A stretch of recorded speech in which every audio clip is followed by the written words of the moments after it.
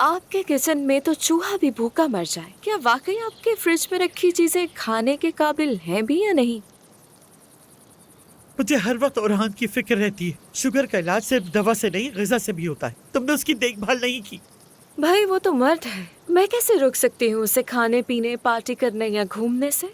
तुम्हें उसे यहाँ लाना चाहिए था ज़ुलाता। डॉक्टर ने सख्ती से मना किया है क्योंकि वो डायबिटिक कोमा में है, सफर बर्दाश्त नहीं कर सकता। मुझे यकीन नहीं। मैं हमेशा पछताती रही कि मैंने अपना बेटा तुम्हें दे दिया।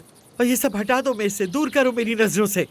मैंने मोहब्बत और चाहत से आपके लिए सबसे अच्छे पकवान मंगवाए, और अगर इंसान लजीज खाना भी ना खा सके तो आप ही बताइए कि उसके जीने का क्या फायदा। तुम्हारी और ओरहान की शादी को कितने साल हो गए, लेकिन तुम अब तक वैसी ही हो, बिल्कुल नहीं बदली।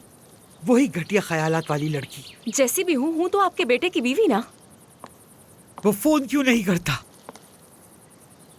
वो कॉल क्यों नहीं उठाता मेरी जब उसे कॉल करती हूँ? बताओ। क्या आपने मेरी बात नहीं सुनी?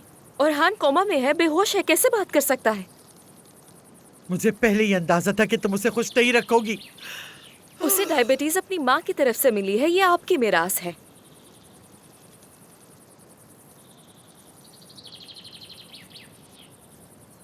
यहाँ क्या हो रहा है? और तुम कौन हो? मैं इनकी नर्स हूँ, लेकिन आप कौन हैं? मैं इनकी रिलेटिव हूँ। मैं इनकी हेल्थ सुपरवाइजर हूँ।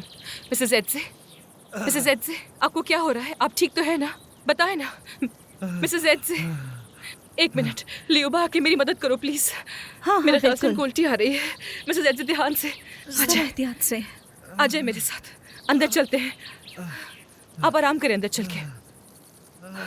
आपने ये क्या कर दिया मिसेस एडसे? ध्यान से प्लीज। आप गहरी गहरी सांसें लें।